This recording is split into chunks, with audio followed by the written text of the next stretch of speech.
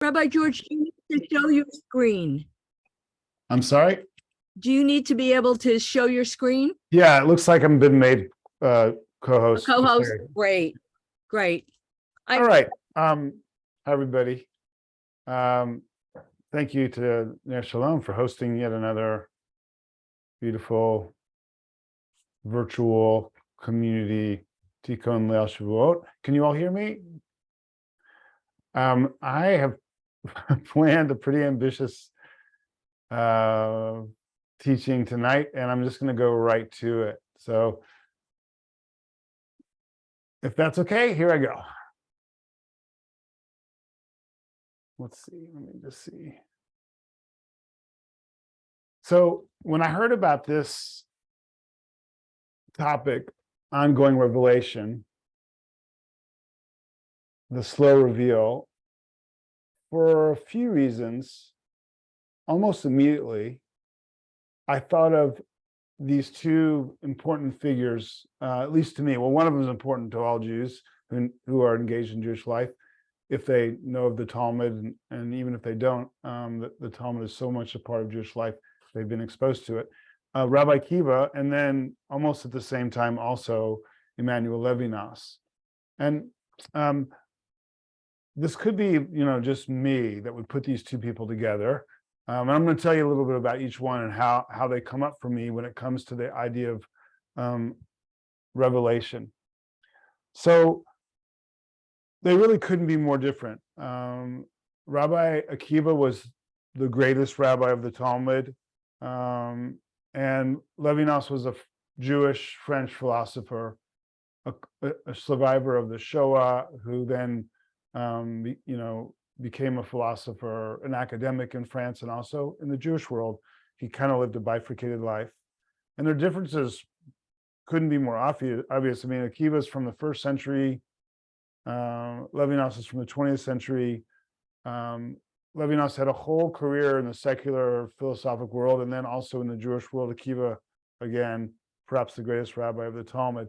But in my mind, they're very similar in their radical approach to revelation. So I'm going to explain. I think, so for both thinkers, revelation is not static. And when I say revelation, do you know what I mean? Like God revealing God's self, which in self is hard to imagine.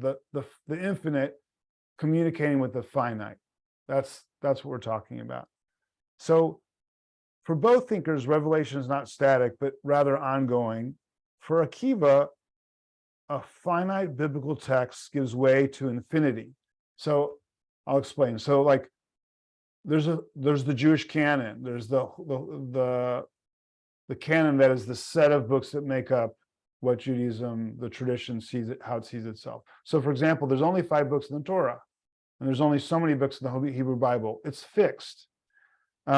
But for Akiva, this finite biblical text with fixed number of books gives way to infinity when the Jewish mind and the needs of the hour are brought to bear on it. For Levinas, the field of revelation, how God is revealed, is not a text per se, but the face of another human being from which an infinite array of obligations arises. So that's how these two thinkers came to mind for me, and you'll see if this makes sense for you, if it's inspiring for you. On a more personal level, when I think of how God is revealed in my life, the divine unfolds most consistently in these two realms: the study of Torah in the largest sense of the word, especially in Torah study over all these years with a group of people that, some of us have been doing it for 27 years. Others come in and out, but still in that context, God is revealed in my life. And then in relationship to other people, God is revealed. So for me personally, that's how I experience revelation the most consistently. And then these two thinkers represent that. Akiva for Torah study, Levinas for the divine human connection. And it could be Martin Buber too, by the way, for those who know who he is. He crosses over with Levinas, but don't worry if you don't know him. If we have time, we'll go to him. But just know, if you do, you can let those synapses fire. So I'm going to now begin with Rabbi Akiva. Did any of what I just said make sense? You guys follow me so far? Because it just gets more deep, I hope. Okay, so here we go. Akiva, actually known as Rabbi Akiva ben Yosef, but we just call him Akiva, or Rabbi Akiva. He was born circa 50 after the Common Era in Palestina, which is what the land of Israel was called then. From humble beginnings, there are many stories in the Talmud about him, maybe more than any other rabbi. And if we had time, we would just go look at all of them, or some of the more key ones, just because they're interesting and they tell us a lot about who he was and also about the time he lived in and so forth. But since we don't, I picked like the classic of classics from a compilation of rabbinic texts, so texts from the Talmud and the Midrash, from the first, say, 500 years of the Common Era. It's called Sefer Haggadah. It was compiled and translated from Aramaic into like proto-modern Hebrew by a guy named Chaim Bialik and another man named Rav Nitsky. And it's a great compilation. It's a great introduction to rabbinic literature. When I say rabbinic literature, I mean the literature that created the Judaism that we know over the first 500 years of the Common Era. So we're going to go look at a seminal story of Rabbi Akiva from the Talmud, brought to us by this compilation called Sefer Haggadah. I'm going to share the text with you. Here we go. Share. Okay. So these are my notes. All right. So this text is from a long time ago, but this one's very accessible. So here we go. Rabbi Akiva worked before he became a rabbi as a shepherd for Kalba Savua. Now, if you have some Hebrew, you know right away that there's a pun here. Kalba Savua means satisfied dog. So Rabbi Akiva worked for a shepherd. He was a shepherd. He worked for Kalba Savua, satisfied dog.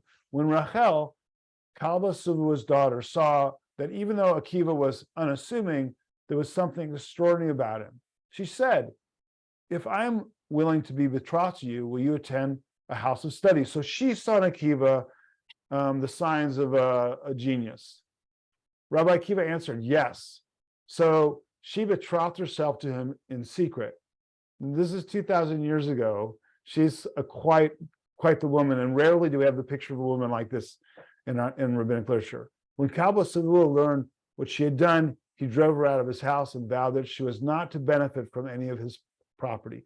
Kalba Savua was rich. At that, she went off and openly married Akiva. When winter came, they were so poor that they had to sleep in a straw bin. As Rabbi Akiva picked the straw from her hair, what a romantic scene for a literature that's not very romantic. He would say, "If I had the means, I would give you a Jerusalem of gold." That's like a fancy piece of jewelry. Presently, the prophet Elijah, remember, Elijah never dies. He goes to heaven on a chariot of fire. So he comes back down in rabbinic literature to do various things like drink wine at our Seder, but also things like this. Elijah's disguised as a mortal, as a person, came and cried out at the door, "Please give me a bit of straw. My wife is about to give birth and I have nothing for her to lie on." Rabbi Akiva said to his wife, "Look at this man. He does not even have the straw that we have." Soon after, she insisted, so they gave him straw. Soon after, she insisted, "Go now and learn Torah in a house of study." He went away, and for 12 years, he sat in a house of study in the presence of Rabbi Eliezer and Rabbi Joshua, the greatest rabbis of the age before him. So we learn already that Rabbi Akiva's wife, is forward-thinking, is her own person, and she can see the genius in him, and she commits to him only if he'll go and study. We also learn that they'll give, even as poor people, they'll give what they have to help other people. So, okay, he goes and studies for 12 years. And at the end of 12 years, he arose and returned to his home, bringing with him 12,000 disciples. So there's, again, some fun with the numbers, but you get the idea. He went away as an ignorant man. He came back with 12,000 disciples. His neighbor said to her, that is his wife, "Borrow some clothes, put them on, and make yourself presentable." But she replied, "A righteous man will recognize his loyal creature." From Proverbs. So she's quoting Proverbs. When she came near to him, she fell upon her face and was about to kiss his feet, but his disciples sought to push her aside. Rabbi Akiva shouted at them, "Let her be. Mine and yours are rightly hers. So that gives you a little picture of the early years of Rabbi Akiva's life. We had time, I would share more stories. One of my favorite stories is he was too poor to always attend the house of study. They would charge to go inside. So in the winter, he was once on the roof and it snowed, and he was so engrossed in what was happening through the roof below him that he was exposed by the cold, passed out, and fell into the house of study, where they had to revive him. These, again, did all these things happen to Rabbi Akiva? Probably not, but they give you a picture of him, charitable, romantic, hardworking, zealous for the study of Torah. Okay, so that's just a little picture of Rabbi Akiva. As it turns out, Rabbi Akiva is a religious genius who transforms Judaism by radically expanding the field of Jewish interpretation. And again, the problem is this: the Torah is fixed, but for Torah to live with and for the people, for us, it must be constantly applied, interpreted, renewed. That's the paradox of traditional Jewish life, by the way. And as my great teacher, Rabbi David Hartman, may his memory be for blessing, would say, it's got to be a living covenant if it's going to work. So you got to bring your lives to it, and it's got to be a life for you as well. So, and Rabbi Akiva created the way to do this. Akiva solves the paradox by envisioning the interpretive process as infinite. That is, that revelation, the text may be fixed. We only have so many books of the Torah. But revelation is not fixed. And now I want to quote, it's actually in your sheets, in the sheet that I provided for you, but rather than share the screen, I'm just going to read it. I got to find the rest of it here. So hold on one second. Here we go. So this is from the Jewish Encyclopedia, which you can find online. It's old, but still worthwhile. And this is the great Jewish scholar Louis Ginsburg. This is what he says about Akiva and his interpretive method that basically unleashed Torah in a way that it's still alive for us today. He said, quote, Akiva made the cumulative treasure of the Torah an inexhaustible mine from which, by the means he provided, new treasures might be continually extracted. As the fundamental principle of Akiva's system, he believed that the mode of expression used by the Torah is different from any other book. In the language of the Torah, nothing is mere form, everything is essence. There's nothing superfluous, not a word, not a syllable, not a letter. Every peculiarity of diction, every particle, every sign is to be considered as of higher importance, as having a wider relation, and as being of deeper meaning. So what this means is, Rabbi Akiva, when he looked at the Torah text, all he needed was an opening for myriads of interpretations. Oh, there's a space between these two letters. A whole world of interpretation exists there. Oh, there's a big letter here, a majuscule letter here, and a minuscule letter here. Oh, that's another world of interpretation. The syntax is different here. There's an added letter here. Whatever the anomaly was or the grammatical feature, to him was an opportunity to expound. And that meant that even though the text was fixed, the meaning was infinite. As the tradition says, Sheva Panim B'Torah, 70 faces of the Torah. It means whatever your mind can find, it's there. Now, of course, the community has to agree with you. That is, it's only Jewish if Jews will follow you. This is the way the Talmud describes Akiva's process, or one of the ways. Let me share my screen again with you. Hold on one second. Here we go. Share the screen. All right. So this is a famous story. Rabbi Judah said, in the name of Rav. Okay, you're just going to have to hang on to your hats for a minute. It'll eventually make sense. When Moses ascended on high, so according to the Midrash, sacred Jewish legends, before Moses died, God brought him up kind of heaven and showed him the future. So he's up there with God, and this is what Moses first saw. he found the Holy One, that is God, affixing crowns to letters, little crowns on top of the letters of the Torah. Moses asked, Lord of the universe, why use crowns to intimate what you wish? Who hinders your hand from writing out in full all Torah's precepts? You know, why have secrets? Why not just write it all out? God replied, at the end of many generations, there will arise a man, Akiva ben Yosef, who will infer heaps and heaps of laws from each tittle on these crowns. Lord of the universe, said Moses, permit me to see him. So imagine, okay, Moses is up there with God. God shows Moses the future where this guy Akiva is going to make all these interpretations from crowns on letters of the Torah. God replied, okay, turn around. Moses went and sat down behind 8 rows. So all of a sudden, Moses is now in the house of study. And the way it worked then is the best pupils sat in the front and the worst in the back. So Moses, the greatest prophet who ever lived, is now in the back. And he's listening to discourse. Rabbi Akiva's disciples listened to their discourses on the law. Not being able to follow what they were saying, Moses can't follow. The greatest prophet ever lived, he doesn't understand. He's so distressed that he grew faint. But when they came to a certain subject, and the disciples asked Rabbi Akiva, Master, where did you learn this? And Rabbi Akiva replied, it is a law given to Moses at Sinai. Moses was reassured. He returned to the Holy One and said, Lord of the universe, you have such a man, yet you give the Torah not by his hand, but by mine. God replied, be silent. Thus has it come to my mind. All right, so I want to explain this to you because it's a little confusing. In this story, Moses ascends to heaven to see the future, and God is writing little crowns on letters. And Moses says, why are you doing this? Why don't you just write it all out? Why have these crowns for someone to interpret later? And God says, well, in generations to come, this guy Akiva is going to make meaning out of these crowns.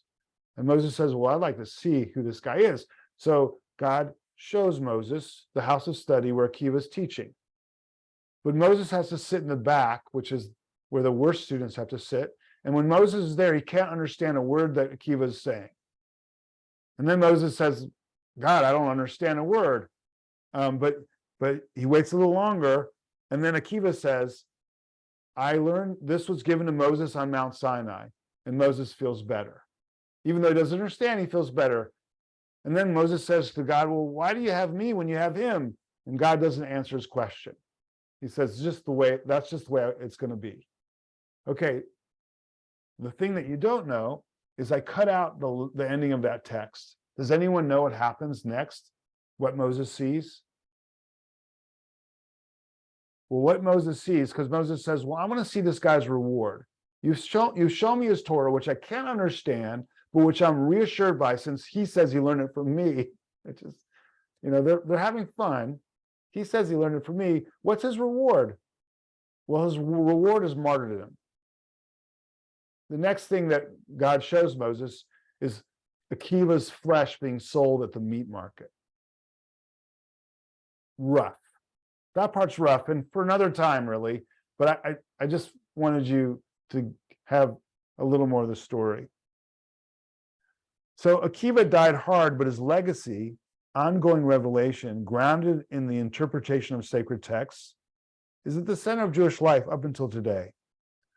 Every time you go and study and find new meaning in an old text, or even a new text, Akiva is with you. Not just Akiva, but God's self is with us. Okay, I want to stop for a second. I want to give you a couple examples, but I want to see if you could follow or make sense of any of what I've said so far. You guys still awake? Anyone still here? Any questions? Any thoughts? Well, hi.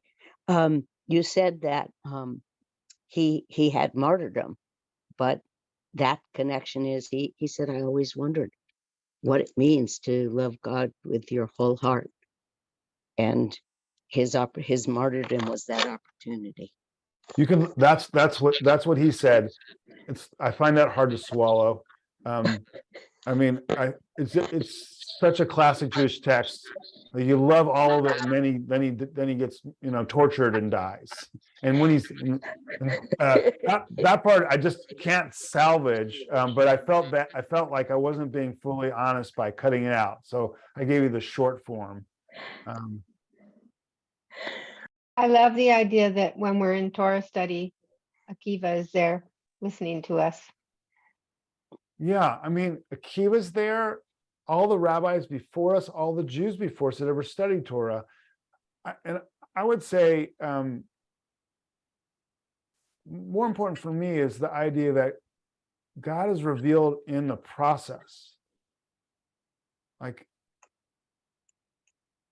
And also, it's fascinating that a fixed text can have infinite relevance if you bring your mind to it. And that is the Jewish way. Even in a more traditional setting, I mean, it's God's revealed there too. I don't know if they would call it revelation, but still, the tradition says when two people study, God, the Shekhinah is there.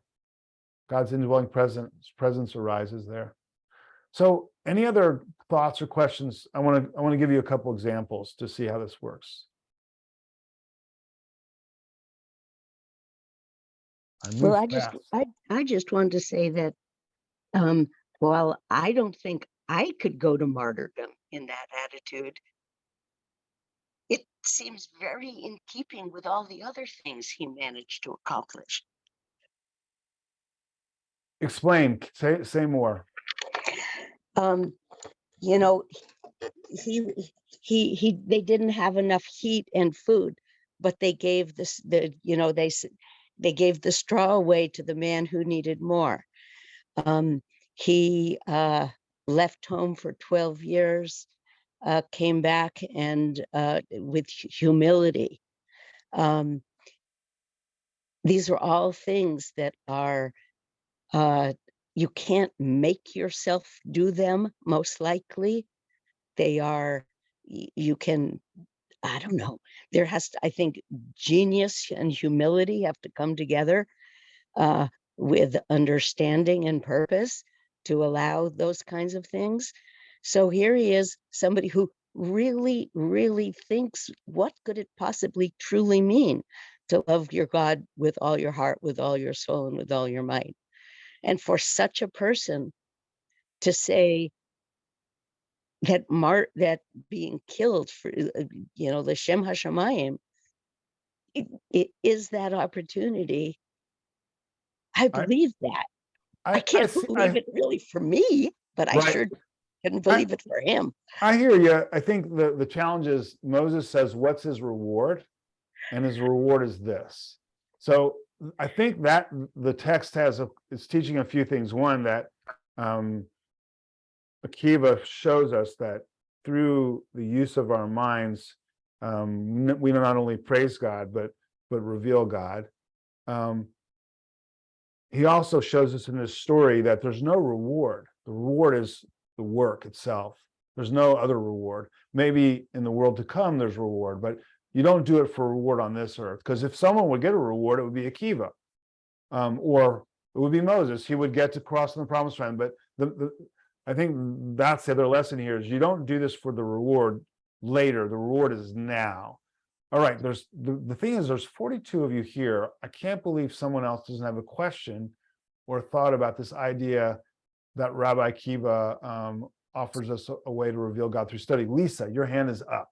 Yeah, this is just really basic, but I love the idea of Moses like time traveling to be with Rabbi Akiva. Where is the story from? From the Talmud, and I think okay. I think if I didn't, because I took it from Sefer Agadah. No, I did. At the bottom, you see Talmud Menachot 29b. It's pretty renowned. The Talmud's challenging to move through, but I think you can find that on Sefaria pretty easily. Cliff, Yes. Yeah, I like what you said in terms of it. It's really in the process of studying Judaism that it grows on you, and you start seeing things. It's sort of like looking at at artwork, that you can look deep into it, and you see all the different brush strokes, and you see all the different images and symbols and things like that that are there. And I have found that the more that I do study, the more is revealed. Beautiful. And I think it can happen as an individual. I'm also thinking mainly about in groups. Like I'm thinking about the Torah study group that I've been working with for years. But it can be a group that, of two, it can be a larger group. That's my main reference, but I think also individually can happen. Well, I consider this Shavuos, my Jewish Halloween, where I go trick-or-treating for different presentations all over the country. And because just for that reason, because you then get to hear others and what their ideas are, and then it just assembles itself. Nice. You need a better costume this Halloween. Any other thoughts or questions about this? I have one quick one. Yes. I seem to remember that Moses was not rewarded with entry into the promised land. His effort was the rest of his life dedicated to his mission, but his reward was to die east of the Jordan. Correct. That's exactly the point.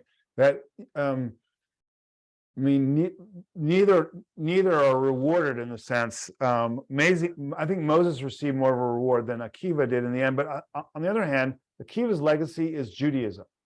That is, really, he's the father of rabbinic Judaism, which is the Judaism that we know. He's not the only one, but his interpretive method gave rise to so much of what Judaism became because of him. So just a little more about this. The way the rabbis describe the way Torah came to them and to us, and the way they gave authority to what's called the oral Torah, which is really their Torah, they said that basically God spoke to Moses. Moses gave the transmission to Joshua. Joshua gave the transmission to the judges. The judges gave it to the prophets, and the prophets gave it to the rabbis.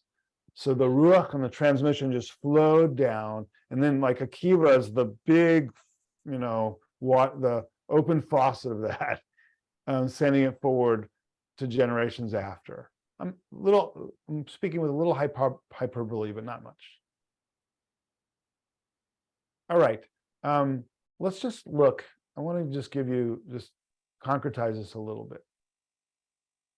So hold on a second.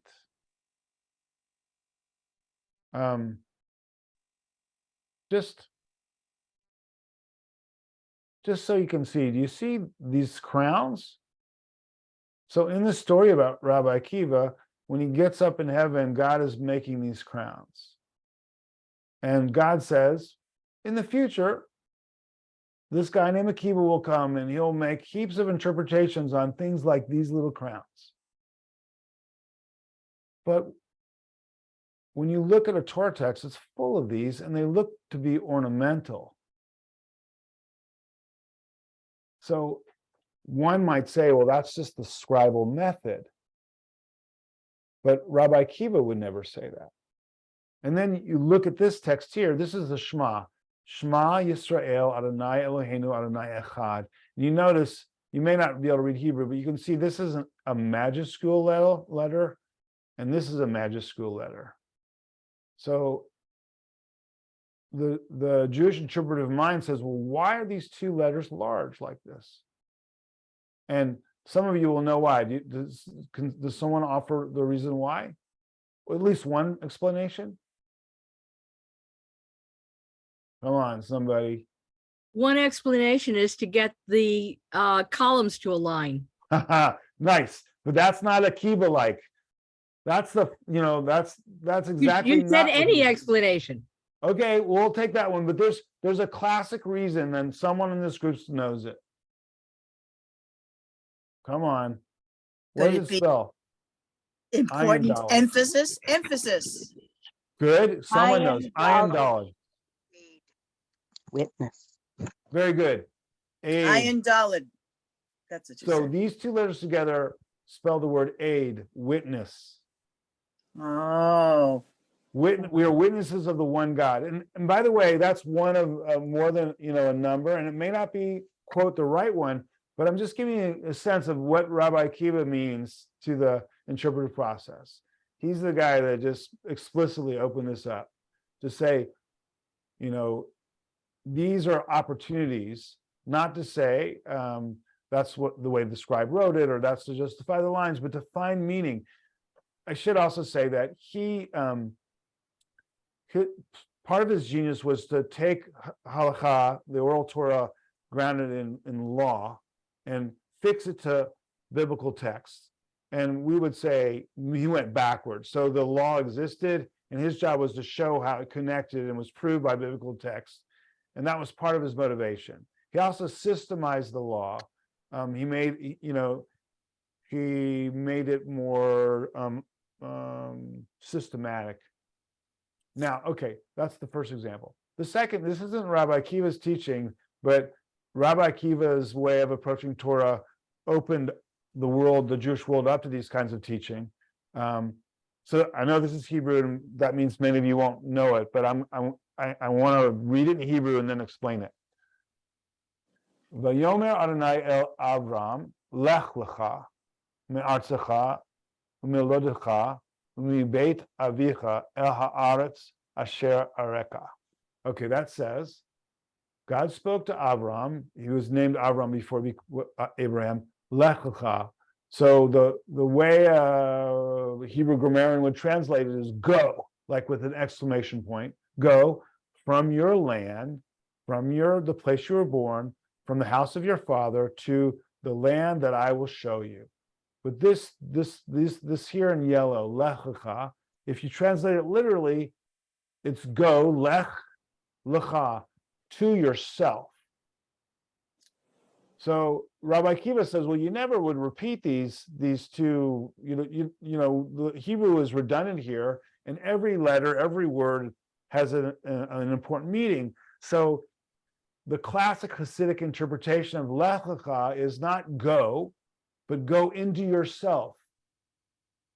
So it takes this commandment, this biblical story of Abraham leaving his home and going out into the world, and makes it an inner journey into yourself.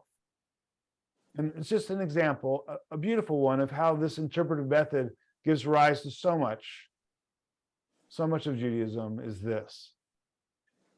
In other words, Rabbi Akiva, led the way to a place where you could atomize the text and make meaning out of every aspect of it. I'm just curious, you guys still awake? Mhm. Still awake? awake. Okay. All right. I saw Stan Greenberg. So, in all my years of hearing about Torah, I never heard that story about God drawing crowns on all the letters. And I'm just so struck by that. Yeah, as a visual artist, I'm sure you would. I'm sure you would be. Steve, your hand is up. Well, I just want to go back a minute to the question of, what kind of reward was that for Akiva? And I mean, if he were here with us, wouldn't he say, this was a way for me to really have as my dying breath show that I was not faking it. I was authentic. I meant it. My commitment was real. Is that? Okay. So now I have to explain to everyone. So this is what happens. He's being I think filleted alive in some horrible way by the Romans. And in the Shema, it says you should love the Lord, you should love God with all your heart, with all your soul, and with all your might. And as he's dying, he said to his disciples, don't worry. I've always wanted to live out this this teaching. I wanted to know what it's like. And so he said the Shema and died. That's what people were referring to. I think, yes, it could be that. I don't like it. I'm sorry. I don't like it. But yes, it could be that. Elizabeth, yes. I wasn't saying I liked it. Yeah. Okay. And then I want to go to Levinas. We're a little off subject, but it's my fault. Yes, Elizabeth. So just for a little point of argument, wasn't it also God who said, I set before you on this day life and death, choose life. So he chose death. Well, he was going to die anyway. Yeah. Okay, but his memory is truly a blessing. Now, I want one last thing about Akiva, and then we're going to go to Levinas. So, and this is more for you. Okay, so the next time you're studying Torah of any kind, it could be the Torah itself or some other Jewish text, or maybe some other text with yourself, or preferably in a group. I would like you to think about the idea that God is being revealed now, in that moment. You are revealing God, and your group is, and it may not feel that way all the time, but I want to say that if you can allow that to arise in your being, that this can happen, it will happen. Like, it'll happen, not every moment, but there'll be moments where you'll feel God's presence. Shekhinah will be there. Okay, now we're going to go to Levinas. So I'm going to share the screen for Levinas. So I want to say that Levinas saved my Jewish life, that after the Tubbs fire, oh, I can't share it yet because I have my notes on it. After the Tubbs fire, I was really down for a while, and God kind of disappeared from my life, or I allowed God to disappear from my life. And the way I stayed Jewishly engaged was through Levinas. Levinas was born in Lithuania, I think in 1905 or 6. Secular middle class education. He immigrated to France to study. The war, World War II came.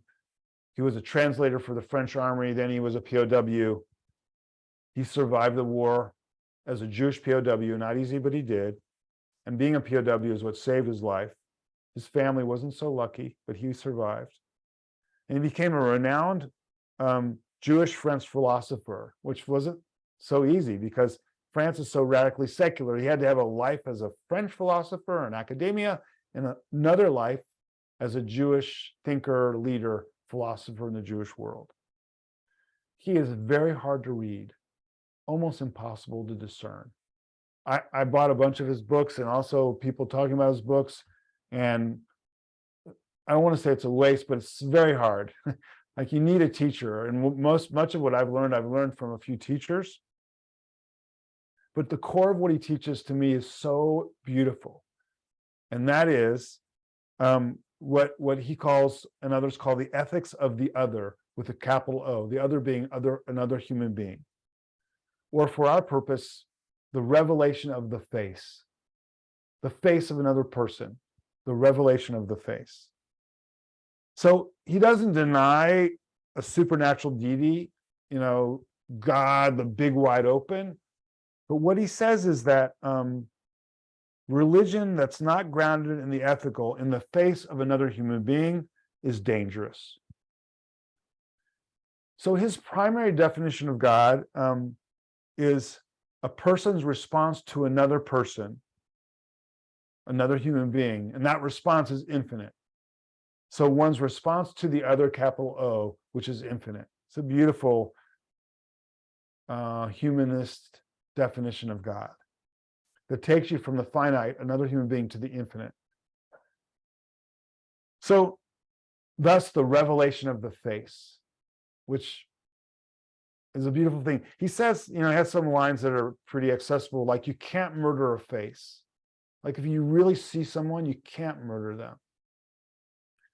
So I want to now move to some of his text. Any questions or thoughts about that so far? All right, here we go. And I think, in a way, this is liturgy now. All right. I wonder, can someone else read some? so it's not just me droning on. You can see it. Would someone like to read it? I could read Great, read. from Emanuel Levinas. Yeah, Levinas, yeah. Okay, Levinas, I'm sorry. In the human, lo and behold, the possible apparition of an ontological absurdity. The concern for the other breaches concern for self. This is what I call holiness. Our humanity consists in being able to recognize this priority of the other.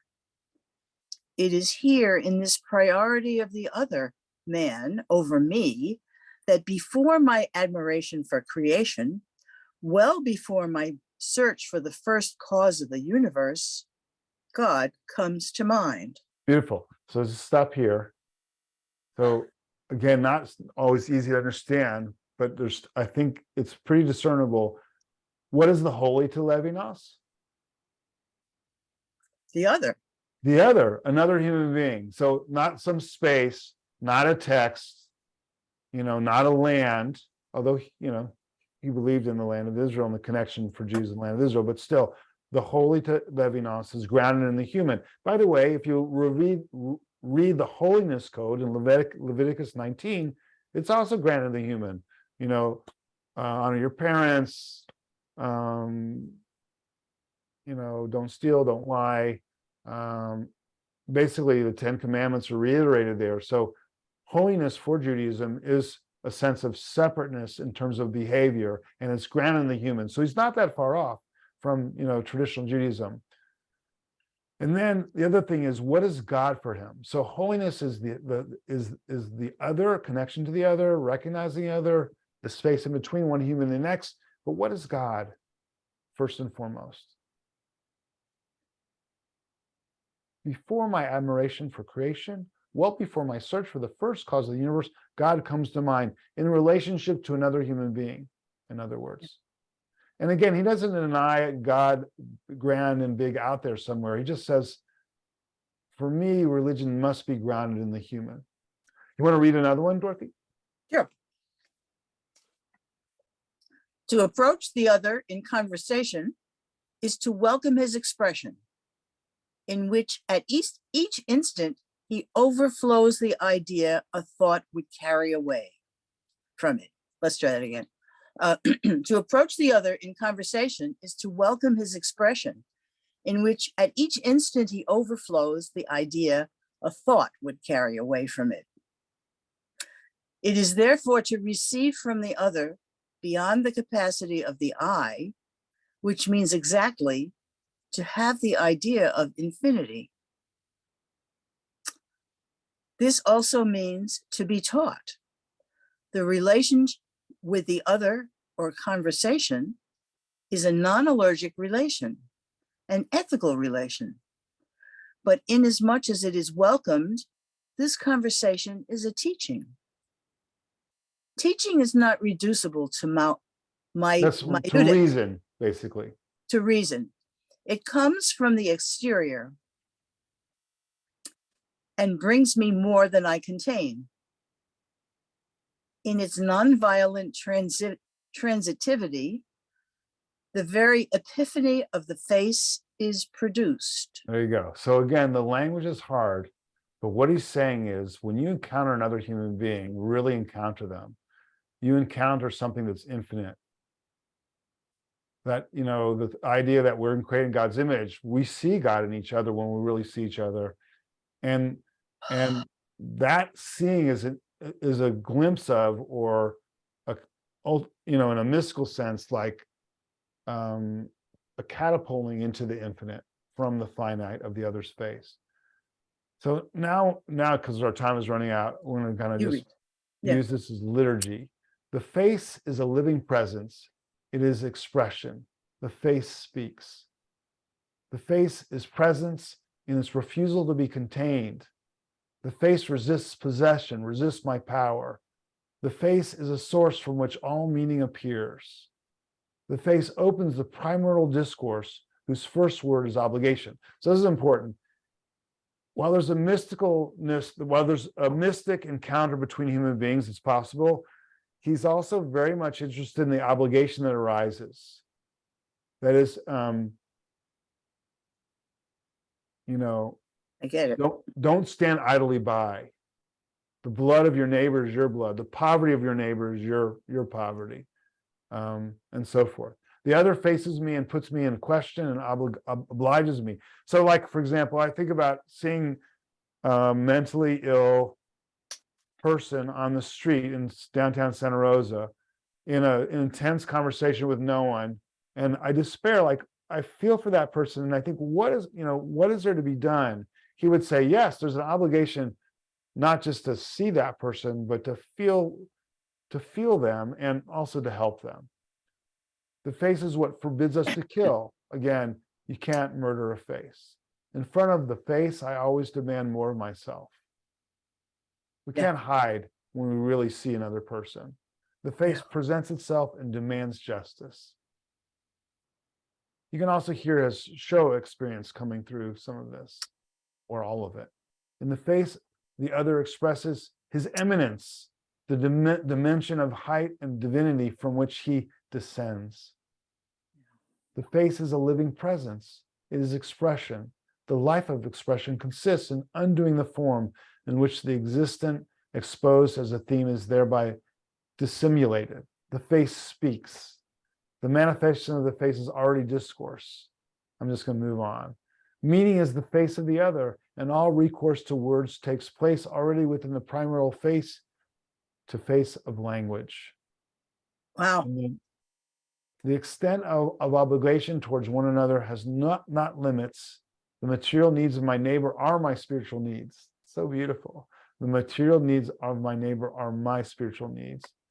God, whatever its ultimate end, in some sense, naked meaning, God, whatever its ultimate and in some sense naked meaning, appears to human consciousness clothed in values. The religious experience can only be a moral experience. Okay, I'm going to stop. So that was liturgy for me in the end. And we have like 2 minutes. What do you all think of the revelation of the face?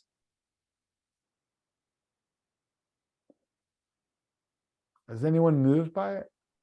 Yeah, I'll say something. This is Susan Levine. Beautiful. I was struck by this notion that you can't harm a face if you've seen it. And yet, that's what's going on. We're harming faces. And they're being seen, but then they're being harmed. So I don't really buy that. So what he would say is, you're not really seeing the face if you're harming them. Like, to really see someone would mean you couldn't harm them, because you're seeing God, or you're seeing yourself, you're seeing someone you couldn't harm. So he would say the problem is we're not seeing people, and that's why we're harming them. So how do you see somebody? So how do you see, like your example of in Santa Rosa, seeing somebody who is, clearly with a mental illness, who's clearly acting in a way that is scary? How do you see that person? Isn't that a great question? So I'm going to answer it with a question. How do we not run from that person? How do we not be afraid of them? I mean, that is the challenge for us, is to actually see that person and see the whole chain of events that we're a part of that results in that person's anguish. We may not be responsible, but we're part of a system that allows people to be on the street like that. Aren't we responsible? We are. But I think I'm going to speak for myself. It's very hard for me to see it. I mostly look away. But you're a rabbi. How can you look away? I'm a human being, right? Well, that's the point. Right. We, as human beings, in our full humanness, are drawn to the struggle that you just talked about, not to run away, and to find in that face a road to being with the face. Right. What he's saying isn't easy. It's very, very hard. We have to find a way out of that hard idea. Correct. That's our challenge. And I work hard at trying to see everybody, but I'm not always able to do that, or to respond to it. Okay, Cliff and Gail, I'm sorry to be rushed. We just rushed. I think Gail had her hand up first, so. Okay. Yeah. Okay, thanks. I just wanted to notice that it seems to me that he's more interested not in the God of creation, a God that is much removed, it's vaulted over anything, but in some kind of a God that's in relationships. And in relationships, in answer to the person's idea of how could you look at somebody and not really be there for them. Sometimes we want to solve the problems of other people. We're do-gooders where we want to jump on in and take care of other people where they don't really want us to, where they have to work through sometimes their own kinds of difficulties in life. And yes, we need to see them and we need to let them know sometimes that we do see them. We see them as human beings, but we don't always need to rescue people or enable people. Right. Beautiful. I'm sorry we're out of time.